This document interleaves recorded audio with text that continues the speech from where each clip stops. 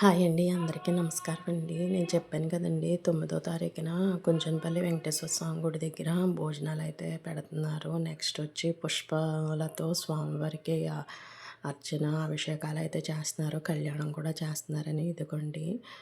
ఆ రోజు మధ్యాహ్నం మేము వెళ్ళేసరికి 1:30 దాటేస్తుందండి. అదిగోండి అలా భోజనాలైతే అరేంజ్ చేశారు.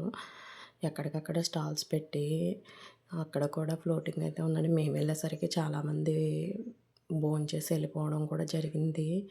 అసలింకా అక్కడక్కడ వేయడం వల్ల ఖాళీగానే కనిపిస్తుందండి. చేసినోళ్ళు చేసినట్టు అక్కడ స్వామివారిని దర్శించుకుని అయితే మళ్ళీ వెళ్ళిపోవడం వల్ల ఫ్లోటింగ్ అనేది ఏం కనిపించకపోయినా వచ్చారండి జనం. ఇదిగోండి సేవ చేసే వాళ్ళందరూ ఎక్కడికక్కడ జనాన్ని కూడా చక్కగాను క్యూ సిస్టమ్ పెట్టించి అన్నీ చేస్తున్నారండి.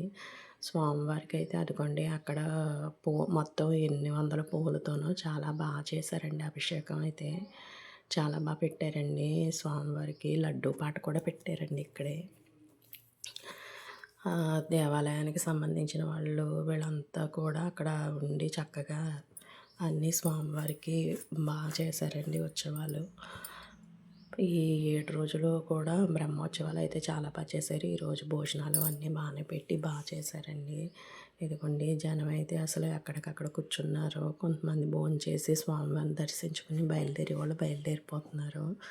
మేము కొంతసేపు కూర్చున్నామండి. ఒక పావుగంట కూర్చొని ఇంకా 2 దాటిపోతుంది అనేసి మేము బయలుదేరిపోయామండి.